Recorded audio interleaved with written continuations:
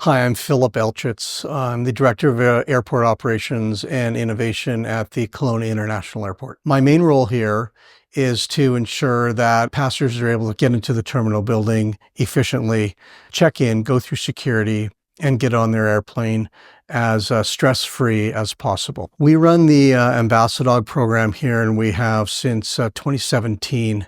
And it's a piece that we've added on to our General Ambassador Program. And what we learned was that passengers in general are very anxious when they come through the terminal building. And we knew that helping passengers calm down was a really important component of their journey. And the Ambassador Program that we had is excellent. We have experienced people who help passengers check in, get through security. But what we found was that that just wasn't enough. So together, developed the Ambassadog Program. And we found out pretty quickly that people calm right down when they are around any sort of animal, particularly dogs, kids, adults, elderly people. And we found that by adding this extra component of it, it really enhanced their journey, their experience. And that made it easier for us as an operations. So what we did was we slowly start to build the program, and we worked with society to make sure that we just didn't have any dogs here, but we had the right dogs here. And that meant making sure that they were properly trained, that they had all the papers that they needed to be able to formally be around people without sort of any other issues that they would cause by being around people, that they were the right temperament, and that they were here when they needed to be. The outcome has been remarkable. What we found is that people calm right down when the Ambassadogs are around. People are very anxious in general. When people come to the airport, they're generally off their regular schedule. They haven't slept the night before. They've been up early. They haven't eaten. Kids haven't slept. They're maybe off their medication cycle. So they come to the airport anxious. Maybe they're late. Maybe they're afraid of flying. Potentially they're leaving loved ones, saying goodbye, or maybe they're flying into a situation in another city where there's anxiety there. So having them calm when they go through security, when they check in, it helps not just for the airport itself and for them, but it helps for their entire journey. They're calm when they get here. They calm down when they go through security, which is already a stressful process. And then when they're in the waiting lounge, they're calm as well when the Ambassadogs are there. And we've seen a huge difference in the number of anxious passengers since the Ambassadog Program has been in place. And what that's really turned into for us, even beyond the opportunity for these passengers to stay calm, is it's actually made the operations of the airport easier, because there's less interaction now that the airport team has to have with these passengers. When passengers get anxious, they get agitated. And when people get agitated, you never know what's going to happen. So by having passengers really calm, it's really helped us as an airport operation, and it's really helped the passengers in their journey. And it's been just a huge success. We had a couple come in. We're going to deal with a family situation where somebody in their family was really sick and they had to fly overseas. They had quickly had to put their itinerary together. A very early morning departure. They got here. Their flight was delayed. They were going to miss their connection. And they were clearly agitated. They weren't regular flyers. They didn't really know what they were doing. They had kids with them who were crying, and you can just see the stress levels going up and up. And this was even before they went through security. When they saw the dogs, the kids immediately lit up, and you can see that the parents immediately calmed down as well. And the Ambassadogs actually stayed with them through security, met them on the other side, and the Ambassadogs and the handler stayed with them right up until their flight time. And it made their boarding so much easier. I know it made a huge difference for them. Yes, they still missed their connection. They had to deal with that. But at least they were able to deal with the mechanics of that and the logistics of that, rather than having to worry about their kids and themselves. That's just one story that I've seen personally.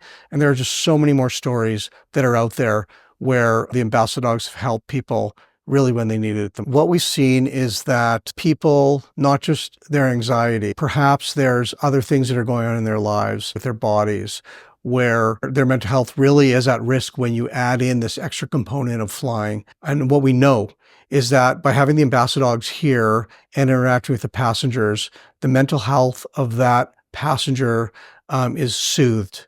Is it going to solve whatever mental health issues they have? Absolutely not. But it's so powerful for them, and it allows them to deal with whatever mental health issues they may have by having the Ambassadog there, which is difficult enough without having to add on the anxiety of flying. So we've really seen a big difference. A lot of people have hidden disabilities. It's not right out front. You can't see it on their bodies. You can't see it on their faces. You don't know what's going on or what hidden disabilities they may have. And we find that when the Ambassadog is amongst people with hidden disabilities, that it makes a huge difference. Sometimes we've seen people come and say, I have this condition or I have that condition. And having the dog here has made it really helpful for me because there's enough anxiety as it is with that health condition traveling, and it really makes it a lot easier for them. We've seen the Ambassadog program go just beyond the passengers. The airport itself is generally either a very high or a very low place when it comes to passengers and how they're feeling. Either they're very excited because they're doing something they love. A lot of times they're not excited because they're leaving someone they love, or they're going to a situation that they don't know. And this has an effect on the staff at the airport, because the staff at the airport are trained to help people get through security and onto their airplane and reduce their anxieties. And what we find is that it could be a stressful place for staff as well. Times during the operation when things aren't going well, winter storms, fog, delays, flight cancellations, that really affects the staff as well, because the staff are the one that have to deal with the passengers that are anxious or they're upset because they have either missed their flight or their airplane is not going to be able to go for whatever reason. So what we found is that the staff enjoy the dogs as much as the passengers do. And what the Ambassadog handlers do is they don't just stay in the terminal building in the main concourse and the main areas and the departures. They actually come up to all the offices. So on almost a daily basis, you'll see the handler and the Ambassadog in either the administration offices or the airline offices or the customs offices or the pre-board screeners, and walking with the dog. And you can just see the staff's face light up when they see the animals, if you're an animal lover, of course. And again, that really lowers the stress level and it makes it easier for the staff to do their job, which is helping the passengers. Part of my role at the airport is ensuring that the airport operates efficiently during all different times. So when there's bad weather, when there's flight delays, when there's cancellations, when the terminal building is full of people, when there's emergencies. So for me personally, there's a lot of stress in the job at certain times. We have an amazing team and they handle the majority of the works. For me, having oversight over that, there's anxiety on the job. I actually grew up in a household with dogs. We had dogs since I was born, all the way up until when I moved out of the house. Being able to relate back to that when I see the Ambassadogs or when the Ambassadogs are around, it really brings me back to a place where I grew up. Our family dog lived till he was 19. So that's a true family dog. So for me, being able to see the dogs and pet the dogs, for me personally, it really has a big effect and helps me do my job. The Kelowna International Airport is the 10th busiest airport in Canada. Approximately 2 million passengers a year go through the facility. On a busy day, during winter peaks, we can see as many as 7,000 passengers move through the facility. So there are days when it's very, very busy in here. We're a very busy facility. So a lot of times that capacity, obviously having the Ambassadogs here and as part of the Ambassador Program is so very helpful on those very, very busy days when we're at peak. I am Pauline Harmatny, and I am the airport coordinator for the Ambassadogs out at the Kelowna International Airport. I was in the airline industry for many years, retired to Kelowna. But when I was with the airline industry, you notice how stressful flying can be for passengers. Got a dog when we moved to Kelowna, and I was approached by the founder of our society if I was interested in having my dog test to see if she would be a good therapy dog. It worked out great. I worked at the hospital for a while. And then I thought back when I was traveling one day, wouldn't it be great if there could be a therapy dog that helped to just alleviate some of the stress? So I approached the city. We had a meeting. It ended up becoming a pilot project. So it was a test run. It was astounding for the first month that my dog and I worked out at the airport here. After that, I got the green light. And at the moment, we have a team of 11 dogs that work out at the airport.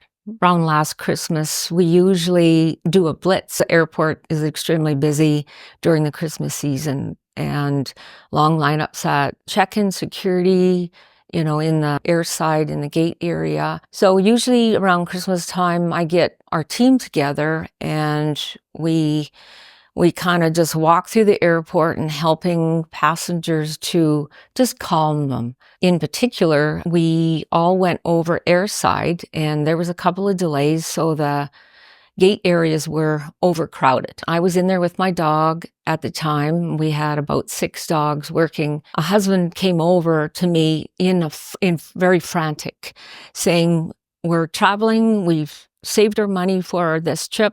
My wife has so much stress and anxiety traveling. Please, can you come over and help her?" So we made our way over to where she was. Lo and behold, she was underneath the seats, just quivering. I sent to her husband, does she like dogs? Absolutely, she loves dogs. So I called over my team and we all surrounded her. And as soon as she saw the dogs all around her, she just stopped crying and she pulled herself from underneath the seats. She dried her eyes and we stayed with her until she actually boarded the aircraft. It was so fulfilling. Dogs seem to connect with humans. They seem to know when you're hurting or if you have anxiety, if you're sad, and they seem to just lift everyone. Children, dogs seem to make them feel safe. I've just lost my dog and it's been pretty tough.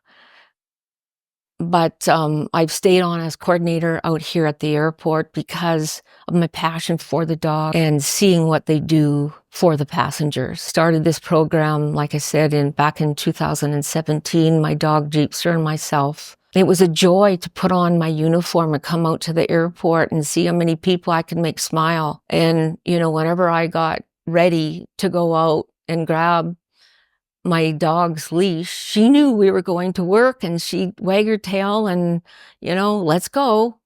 And she got a lot out of it as well. We had grandparents taking their grandchildren who both have disabilities out east for Christmas. Both the children are autistic and, loud noises, crowds sometimes will set persons with autism off. So they contacted us. I chose a team member and their dog because they wanted a small dog. It was 2 little girls. So we did a trial run whereby the grandparents brought the kids to the airport, kind of went through check-in, got sort of a fake boarding pass, got to go over airside, and it worked out great. So they said, okay, we booked our flights, but the kids loved the dogs so much that they requested that team member and their dog to be there that morning at 6 o'clock in the morning when they flew out. So that team member did. We safely got the kids on the aircraft and they went on their trip for Christmas. And we just got contacted again by the same family who requested our team member, Dennis, and his dog, Oakley, to escort the family at the airport to get them on the aircraft again. So it's just very heartwarming how we can help passengers who may not always be able to fly. Hi, I'm Sue Willis. I'm a volunteer with Kelowna Caring Canines. I've been involved with Kelowna Caring Canines for 22 years this fall. I've got 5 dogs in the program, and I also work on the board of directors as the webmaster and director of events. I was asked by a lady on the street if I would like to come and do pet therapy, and I thought, why not? And I've never looked back. It's been so rewarding to do pet therapy with my dogs. It's just a giant smile from one end of the day to the other every time I volunteer. So we worked in a variety of settings, from hospitals to psych wards to different charity groups, to the airport, to the college. And the dogs just bring instant smiles to everyone. It doesn't matter whether they're not having a good day or whether they're having the best day ever. There's an extra smile there that just comes across the minute anybody sees them. We were asked by a nurse to come to a special ward that we're not really allowed to visit to check in with a lady who had been attacked by a dog, and she had 96 staples in her arm, and she was missing her dogs as well as being stuck in the hospital for a long time. So we went up there to see her, and she was crying. And I felt so bad that she was crying, but I knew she needed our dogs to come and visit. So when we checked in, she instantly stopped crying, sat right up, and smiled to the nth and said, "Please, can your dogs come and sit with me?" And it was such an interesting interaction that my dogs sat with her next to her injured arm, and she just petted them over and over and over again, and they sat so still. And she was so appreciative that we went in and visited on our own time, because I felt so sorry for her going through what she was going through. So we probably visited her a couple of dozen times over the course of her several months in the hospital. When it was all said and done, she wrote a 2-page letter to the hospital thanking us for every single minute of every visit. So we've been working at the airport for a couple of years, and one of my best interactions with a distressful passenger was there was a little girl in the middle of the terminal screaming her head off, and it didn't look like there was anybody around, no parents, and she was just screaming and screaming and screaming. So we were probably the closest person to get to her. So I came straight over with my dogs, and she was very upset. And an RCMP officer saw and heard the little girl as well. So he started to come our way. By the time he got there, we had the little girl calm down, sitting on the floor with my dogs who were lying next to her, and everything was fine. It turned out that Mom was just a few feet away talking to somebody about her baggage. But this little girl went into some type of terrible distress. And I think the entire airport heard her screaming. But it didn't last very long because my dogs took care of it. Why dogs? So dogs are so interactive. Most of our dogs are always smiling and so happy to be there that everybody wants to come over and visit. And they're so interactive. They want a belly rub. They want an ear scratch. They want to lie on you. They want to be with you. They want to totally interact back. And so you see the people smiling, you see your dog smiling, and you can't help but smile back. So we work with a lot of different organizations with the community. We work with schools. We come to visit schools for midterm exams, or to come for mental health day or Bell Let's Talk Day, or different events that are already happening. And so we'll go to different schools and give some pet therapy to some students. We also go to visit care homes.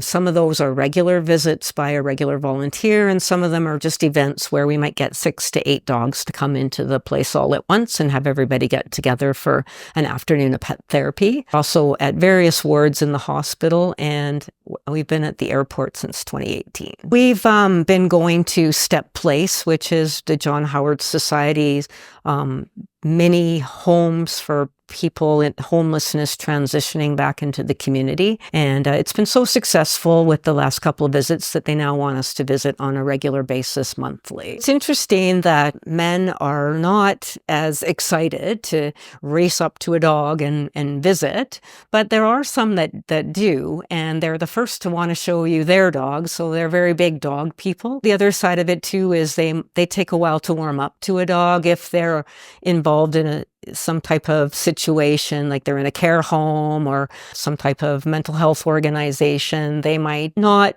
come as strong on and sit back and kind of ask a few questions and see how the dog is, and then spend more time interacting with the dog rather than coming straight on to ask 100 questions and pet the dog to the nth. My favorite part is coming across different people in all different walks of life. So one day you're at the airport just visiting with happy people. The next time you're visiting with people in a care home and a dementia ward that want to ask you the same question 20 times. The next day you're at college visiting with kids that are missing their dogs at home, and they are so excited to come and pet a dog.